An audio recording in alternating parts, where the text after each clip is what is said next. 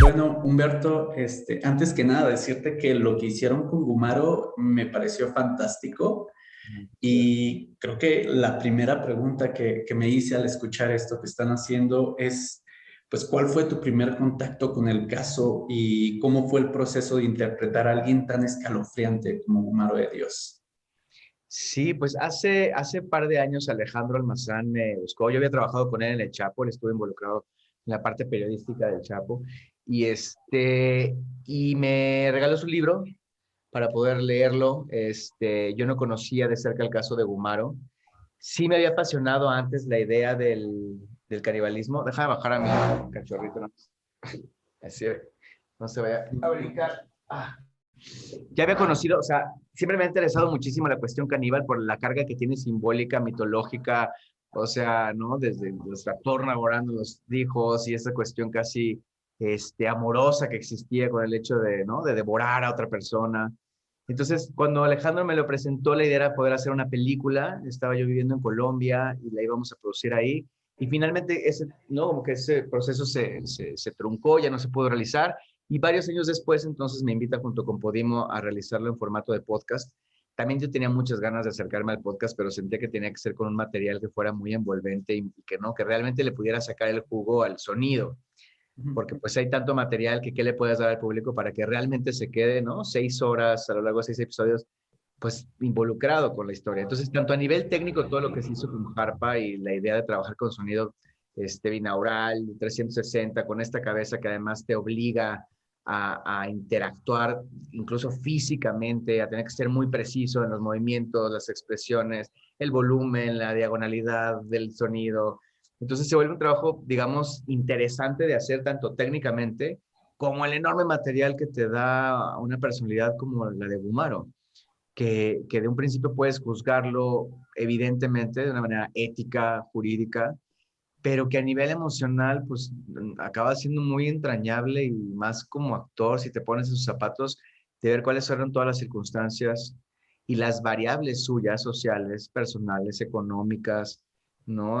Que quisieron que a él se le detonara pues esta esquizofrenia nunca, pues nunca medicada y además, ¿no? Con una amplia carga de machismo alrededor que ni siquiera le permitía tampoco desarrollar su sexualidad plenamente. En fin, me parece que el combo de Gumaro pues es muy grande y la gente que escuche los 6 capítulos, o sea, hasta yo mismo que ya conocía todo el material, la verdad es que al momento de escucharlo me emocionó muchísimo porque había cosas que agarraban otra dimensión cuando las escuchaba ya editadas y producidas.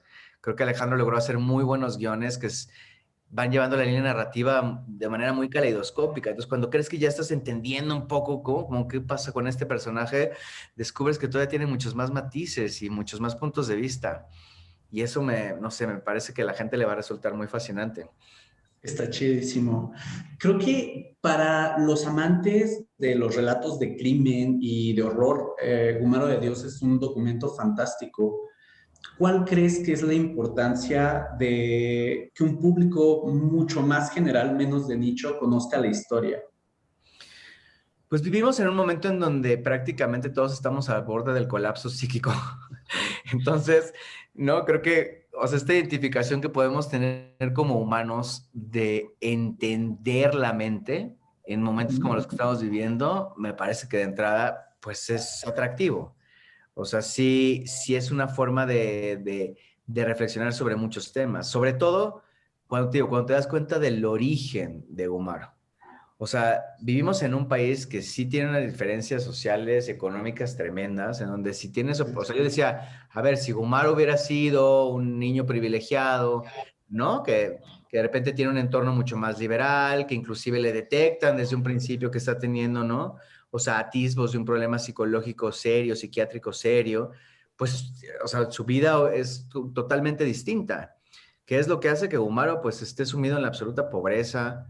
¿No? Que lo hayan obligado a meterse en la milicia, que no le permitieran desarrollar, digo, su identidad sexual.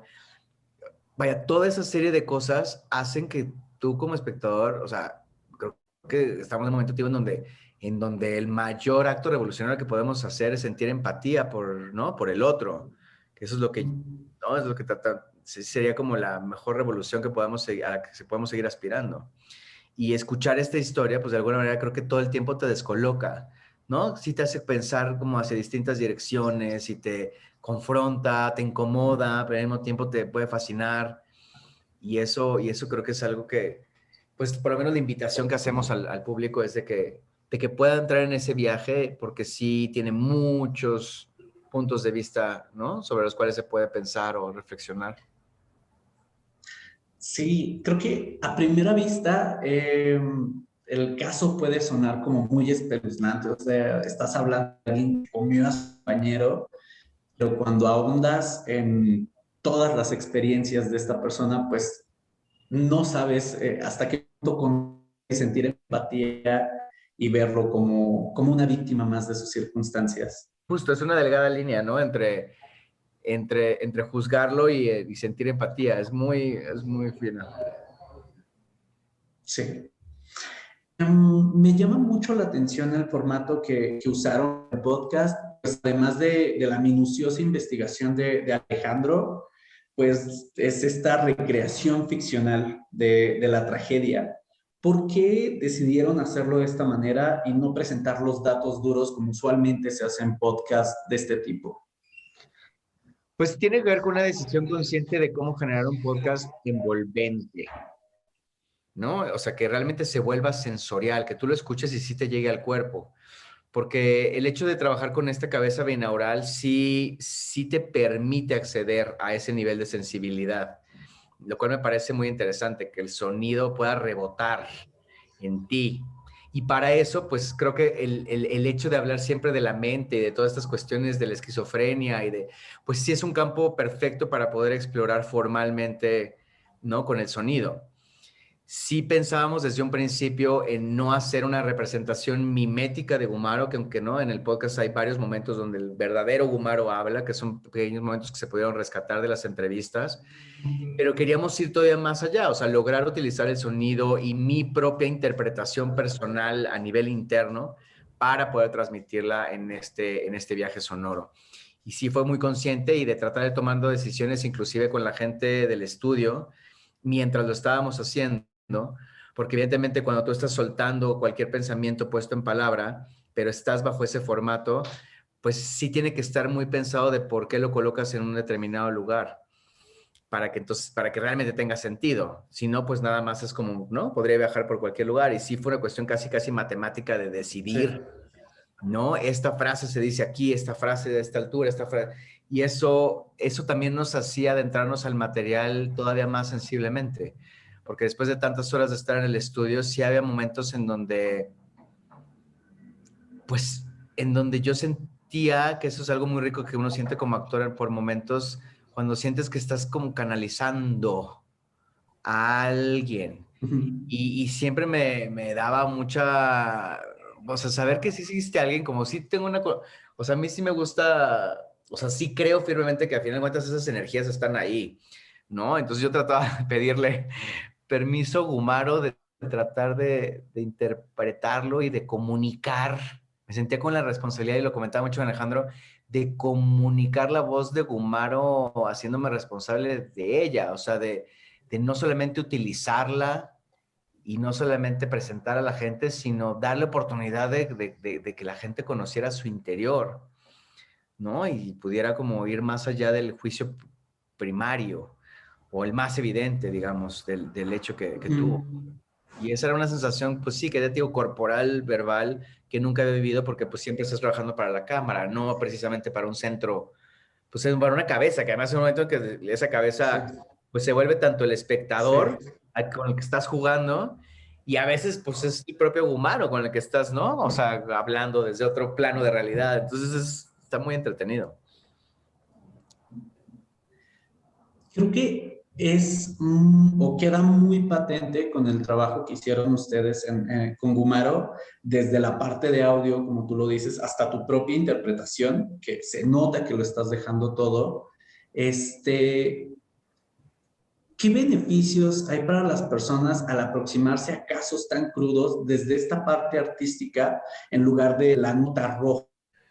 Pues yo tengo la impresión o sea, creo firmemente que entre más crisis de identidad estamos teniendo, tenemos que tener una mayor responsabilidad de observar y de entender, porque estamos en una sociedad y más en países como México que está siendo profundamente reactiva a todo, ¿no? O sea, todo el tiempo estamos confrontándonos y estableciendo diferencias y violentándonos entre nosotros. Y de repente darte oportunidad de meterte al interior de alguien como Gumaro puede hacerte tener una visión un poco más amplia de que las cosas no siempre son meramente lo que parecen, ¿no? Es casi un ejercicio, te digo, como te decía hace rato, de empatía. Y yo sí siento que eso es lo que más nos falta en este momento. Entonces creo que en ese sentido el mismo podcast también te invita a meterte ese viaje y que al mismo tiempo pueda ser entretenido y, ¿no? Sí. Y alucinante, pero vaya que sí. Inclusive con Alejandro tenía pláticas de de cuáles eran las frases finales con las que íbamos a terminar el podcast y le pedí que hiciéramos una serie de adaptaciones en ese texto final, porque no quería que le quedara, inclusive él mismo tiene su dilema moral en algún momento como periodista en uno de los capítulos, creo que el 4 o el 5, donde él también se pregunta si no está utilizando a Gumaro para, ¿no? Para pararse el cuello él como periodista y tener una gran historia. Se involucra tanto con Gumaro que hay un momento donde se confronta inclusive con su propio nivel ¿no? de ética profesional. Y creo que eso también pasaba a mí, era como de, güey, o sea, no podemos estarlo utilizando en beneficio de un podcast. O sea, hay que darle una dimensión y hay que darle una cierta dignidad, porque hay muchísimas cosas que sí no estuvieron en sus manos y que está bueno que, ¿no? Que la gente pueda saber de él también. Creo que eso está chidísimo porque en general este tipo de personas que uno puede encontrarse en anuarios de asesinos seriales o generalmente son vistos como monstruos y lo que hacen ustedes es dotarlo de una dimensión humana porque no dejan de ser humanos. Sí, aunque el acto en sí sea evidentemente monstruoso, que eso es, ¿no? Esa es la contradicción que se vuelve más fuerte y Sí. la que causa más estragos en el interior, ¿no? Pero sí.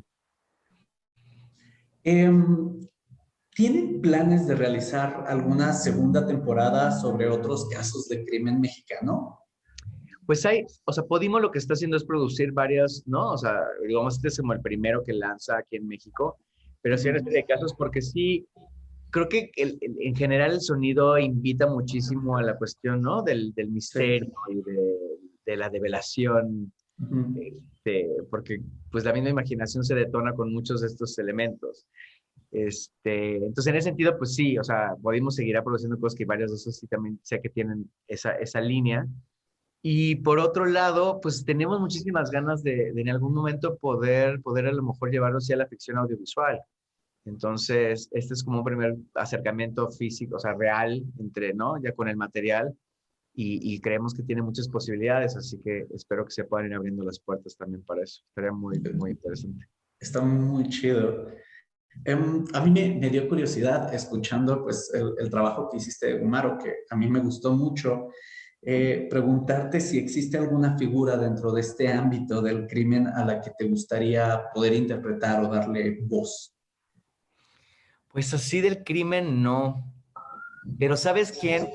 Así a nivel místico, a nivel así como de recreación de alguien en la vida real que me parece muy apasionante y que siento que no se ha explorado del todo, en sus dimensiones también, es Francisco y Madero. Siento que hay algo ahí, ¿no? O sea, esta cuestión también que tenía mística, homeopática, o sea, Profundo de espiritista y todo eso, eso siempre me ha fascinado, o sea, eso como un personaje que también en algún momento me encantaría hacer algo relacionado. pues está muy bien y ojalá podamos escucharte en un futuro haciendo eso. Sí, estaría padre. Es más, qué bueno que me acordaste. O sea, voy a ver con quién.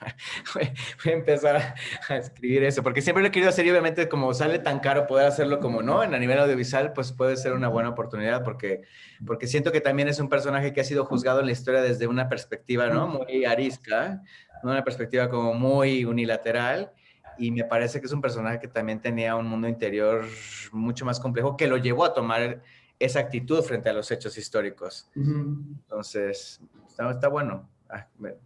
Ya me animaste. Pues, creo que de momento no me queda nada más por preguntarte, Humberto, más que agradecerte como el tiempo que nos diste para conocer más acerca del proceso que llevaron ustedes haciendo Gumaro.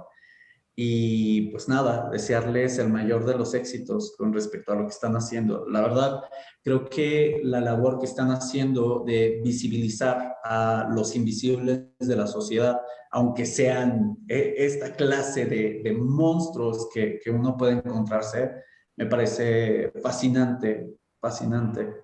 No, pues muchas gracias, gracias de verdad y ojalá puedas escuchar los 6 capítulos porque sí está padre oírla completa.